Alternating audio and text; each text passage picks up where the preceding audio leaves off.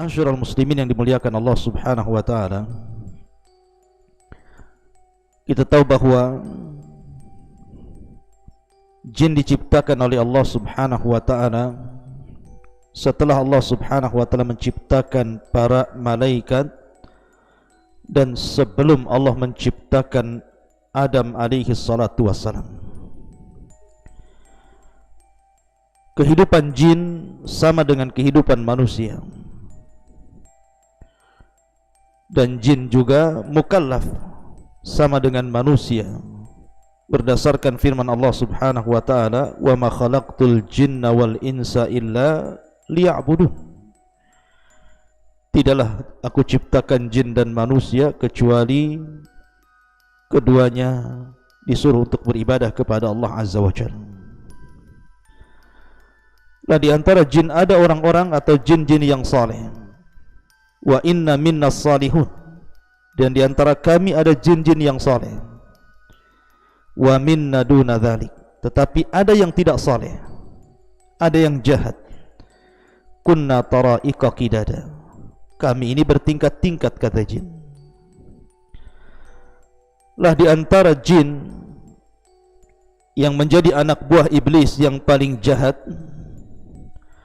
dan selalu menggoda manusia adalah jinnul asyik, jin yang disebut dengan jin al-asyik. Siapa jin asyik ini?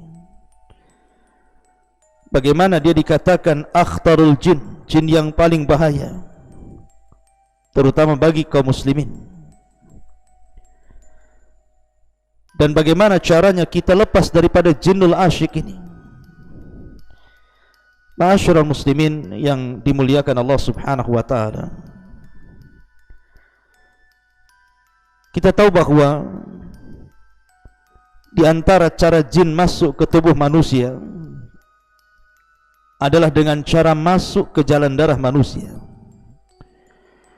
Dan itu berdasarkan hadis Safiyah radhiyallahu anha yang dikeluarkan Imam Bukhari dan Muslim. Nabi SAW bersabda, "Inna syaitana yajri min ibni Adam majradam." Sesungguhnya syaitan masuk kepada Bani Adam itu dari jalan darah Bani Adam. Disitulah kemudian jin masuk ke dalam tubuh kita, kemudian mengganggu kita. Makanya ada sebuah hadis Nabi SAW pernah mengatakan dalam hadis Aisyah radhiyallahu anha, kata Nabi SAW, "Inna fikum al-mugharribun." Sesungguhnya di antara kalian ada orang-orang yang disebut al-mugharribun. Kemudian Aisyah radhiyallahu anha bertanya kepada Rasul, "Wa mal mugharribuna ya Rasulullah?" Apa yang dimaksud mugharribun itu, wahai Rasul? Maka Nabi SAW mengatakan, "Alladzina yashtariku fihimul jin." Orang-orang yang jin selalu ikut serta bersama mereka, itulah mugharribun. Dari sini kita tahu bahwa ada orang-orang yang mereka senantiasa bersama jin, jinul asyik, dan tidak suka dengan yang lainnya.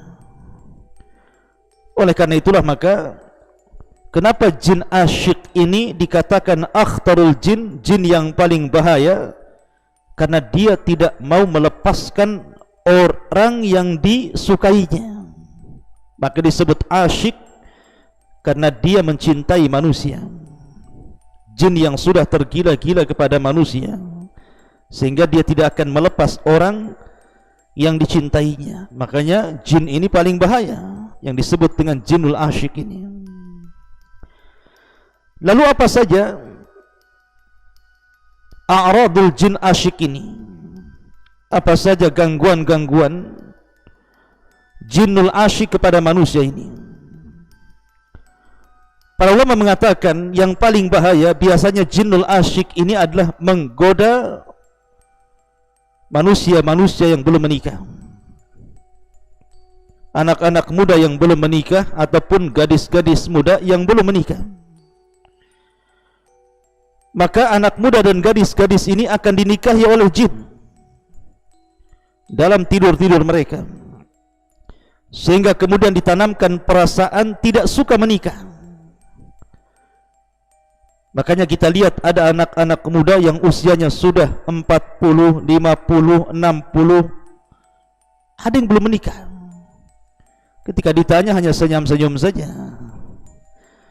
Ataupun ada seorang wanita, terkadang dia belum menikah tetapi tidak mau menikah, atau mungkin sudah pernah menikah, padahal dia belum menopause, dia pun tidak mau menikah.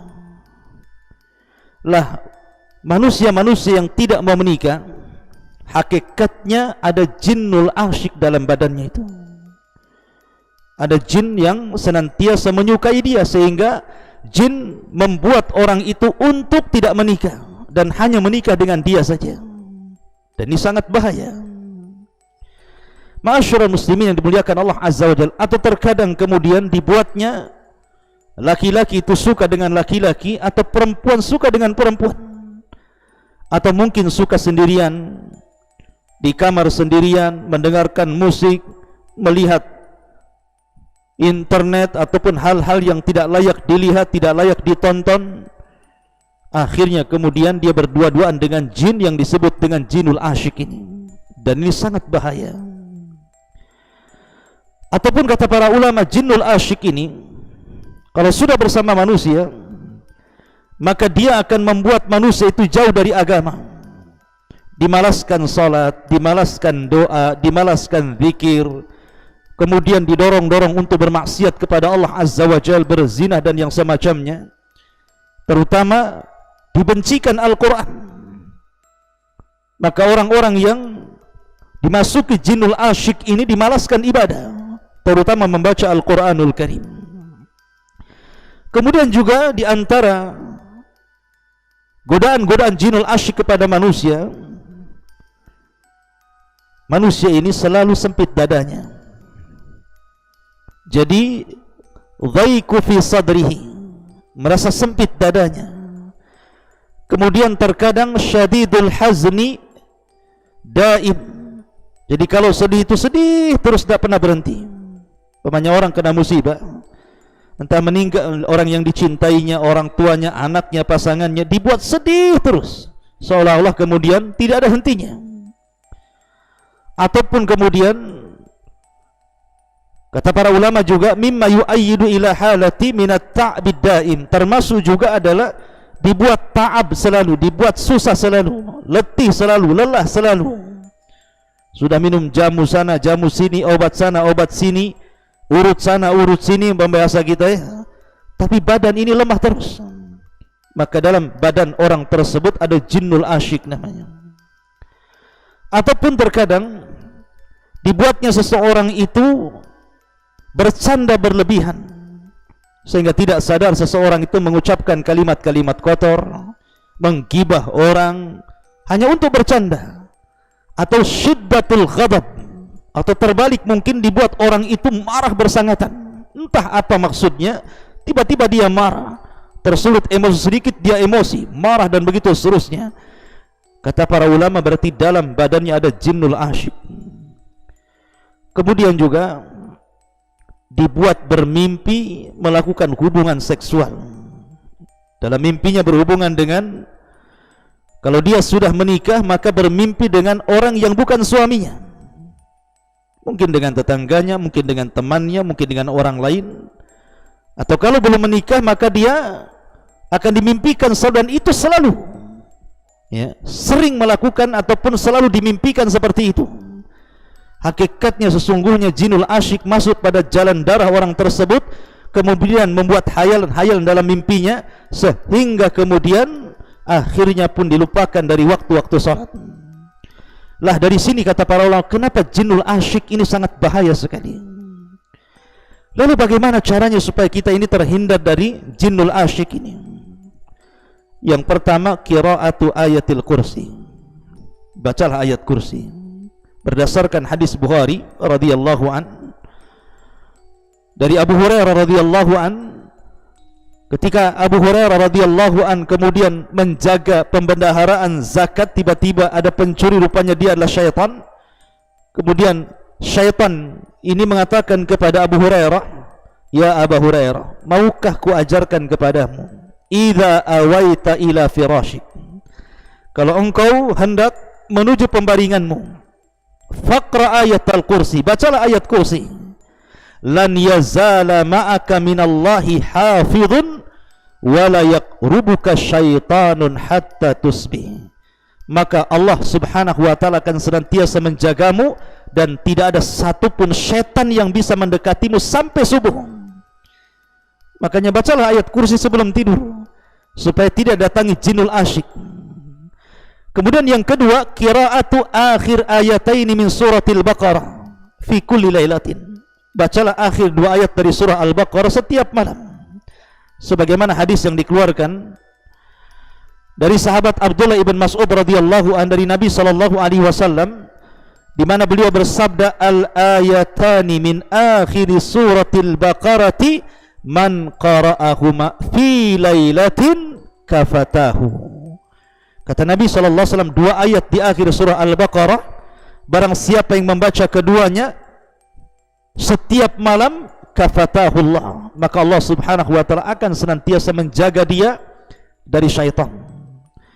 Kemudian yang ketiga, doa yang diajarkan Nabi sallallahu alaihi wasallam yang disebut dengan zikir pagi dan petang. Ma'ruf zikir pagi dan petang. Ada zikir yang dibaca pagi hari, ada yang zikir yang dibaca sore hari. Dan itu sangat membantu kita untuk menjauhi dari gangguan jinul asyik ini. Kemudian juga seseorang itu al-mudawamatu ala tatyibil badani bil miski. Kalau anda punya minyak misik, maka selalulah minyak misik itu digunakan untuk wangian badan kita, kemudian pakaian kita, karena malaikat itu suka dengan yang wangi-wangi dan syaitan itu suka dengan yang berbau busuk. Maka ketika badan kita wangi, pakaian kita wangi, maka malaikat akan mendekat dan jinul asyik akan menjauh. Kemudian juga perbanyaklah baca Al-Quran, karena orang yang membaca Quran itu bisa melemahkan tipu daya syaitan. Syaitan itu memiliki tipu daya, tetapi tipu daya syaitan bisa dilemahkan dengan Al-Quran. Maka perbanyak membaca Al-Quran. Kemudian bagi anda anak-anak muda yang belum menikah dan sudah sanggup untuk menikah, maka menikahlah. Karena Nabi SAW mengatakan dalam hadis Nabi SAW, "Ya ma'syaras sabab, man istata'a minkumul ba'a falyatazawwaj fa innahu aghaddu lil basari wa ahsanu lil faraji." Wahai anak muda, apabila kalian sudah sanggup, memiliki kesanggupan untuk menikah, menikahlah, karena itu bisa menundukkan pandangan dan bisa menjaga kemaluan. Karena di antara godaan jinul asyik kepada laki-laki, biasanya dibuatnya laki-laki itu melakukan hal-hal yang diharamkan Allah subhanahu wa ta'ala. Contoh saja, seseorang kemudian melakukan onani laki-laki, dan dari sini Imam Syafi'i rahimahullahu ta'ala mengatakan itu termasuk amalan syaitan. Makanya Imam Syafi'i yang berpendapat onani itu haram, karena bertentangan dengan firman Allah subhanahu wa ta'ala, "Walladzina hum li furujihim hafidhun illa ala azwajihim aw ma malakat aymanuhum." Dan orang-orang yang bertakwa, yang beriman itu adalah orang-orang yang menjaga kemaluan mereka, kecuali kepada istri-istri mereka atau budak-budak mereka. Begitu juga wanita, kurang lebih dengan laki-laki. Oleh karena itulah maka menikah solusi terbaik, kata para ulama, untuk menghindarkan orang itu dari gangguan jinnul asyik. Termasuk juga menjaga doa setiap masuk ke tempat-tempat yang disuruh untuk berdoa. Contoh saja kamar mandi. Kenapa Nabi SAW kemudian berdoa, mengajarkan doa setiap kita masuk ke kamar mandi? Allahumma inni a'udzubika minal khubthi wal khaba'is. Karena jinnul asyik ini, kalau dia laki-laki, maka dia akan menggoda perempuan. Kalau dia perempuan, dia akan menggoda laki-laki. Dan di kamar mandi itu banyak jinul asyik yang disebut dengan khubthi wal khaba'is, jin laki-laki dan jin perempuan. Makanya orang yang membaca ta'awud ketika masuk ke kamar mandi, walaupun dia telanjang bulat, aurat besarnya nampak, maka Allah akan tutupi dan jin-jin itu tidak bisa melihatnya. Tetapi kalau seandainya seseorang itu kemudian tidak membaca doa ini, maka mereka bisa melihat aurat kita. Kalau selalu dan keseringan melihat aurat kita, boleh jadi jinnul asyik itu akan jatuh cinta kepada kita dan tidak mau melepaskan kita, na'udzubillah. Termasuk juga Nabi SAW menganjurkan kepada suami istri apabila melakukan hubungan untuk membaca bismillah dan ta'awud kepada Allah dari syaitanir rajim. Nabi SAW mengatakan, "Lau anna ahadakum idza arada an ya'tiya ahlahu qala bismillahi Allahumma jannibna syaitan wa jannibi syaitan ma razaqtana fa innahu in yaqdir bainahuma waladun fi dzalika lam yadhurruhu syaitanu abada." Kalau seandainya salah seorang di antara kalian ketika mendatangi istrinya, dia membaca bismillah, "Ya Allah, jauhkan dari kami syaitan, jauhkan syaitan dari apa yang akan kau rizkikan kepada kami." Kalau ditakdirkan keduanya memiliki anak, maka syaitan tidak akan memadaratkan dia selamanya.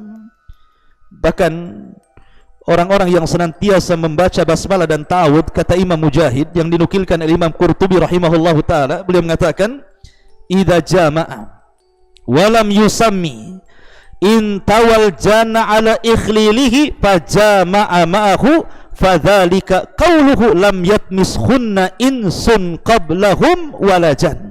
Kata Imam Mujahid, apabila seseorang melakukan hubungan suami istri dan dia tidak membaca basmalah atau tidak ta'awud kepada Allah Azza wa Jal, maka jin asyik ini akan ikut berhubungan bersamanya, na'udzubillah, akan ikut melakukan hubungan bersamanya. Jadi kalau seandainya suami istri berdua, maka yang ketiganya jin asyik ini yang ikut kemudian menggauli salah satunya, na'udzubillah. Inilah kemudian firman Allah Azza wa Jal ketika mensifati para bidadari sorga, "Lam yatmishunna insun qablahum wala jan." Di mana para bidadari itu tidak pernah disentuh oleh manusia, begitu juga disentuh oleh jin. Karena di sorga itu semua mengingat Allah Subhanahu wa ta'ala dan tidak ada yang mengganggunya, kehidupan yang sangat sempurna. Berbeda di dunia, kita harus banyak-banyak ta'awud kepada Allah Subhanahu wa ta'ala. Ma'asyiral muslimin yang dimuliakan Allah Azza wa Jalla, dari sini kita tahu bahwa bahayanya jinnul asyik, dan kalau sudah tahu bahayanya, maka berusahalah menjauh daripada mereka dengan langkah-langkah yang tadi saya sebutkan. Mudah-mudahan manfaatnya. Subhanakallah bihamdika asyhadu an la ilaha illa anta astaghfiruka wa atubu ilaik. Allahu ta'ala alam. Assalamualaikum warahmatullahi wabarakatuh.